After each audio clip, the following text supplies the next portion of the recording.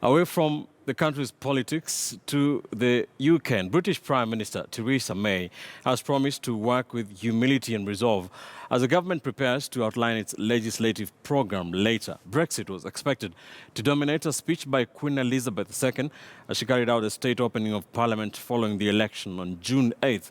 A Queen's speech unveiled an immigration bill which ends the free movement of EU nationals into the UK while still allowing the country to attract the brightest and the best.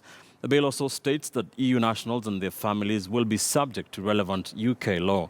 She also outlined a customs bill which will ensure the UK has a standalone UK customs regime on exit from the European Union. This will give the government the flexibility to accommodate future trade agreements. Past two.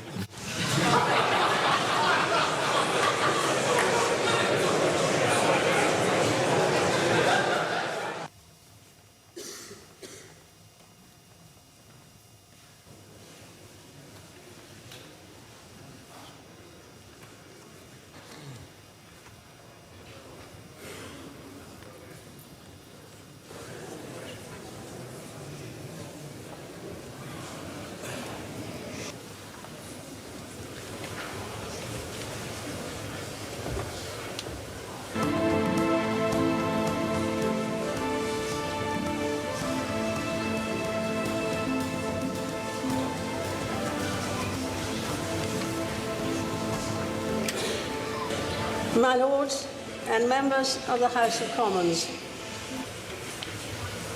my government's priority is to secure the best possible deal as the country leaves the European Union. My ministers are committed to working with Parliament, the devolved administrations, business and others to build the widest possible consensus on the country's future outside the European Union. This will be complemented by legislation.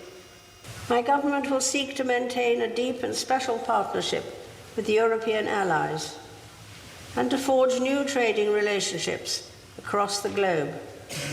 And support will be given to help British businesses export to markets around the world.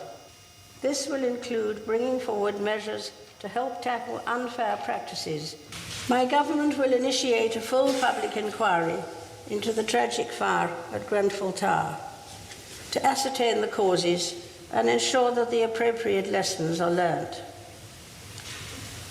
To support victims, my government will take forward measures to introduce an independent public advocate who will act for bereaved families after a public disaster and support them at public inquests, meeting the NATO commitment to spend at least 2% of national income on defence.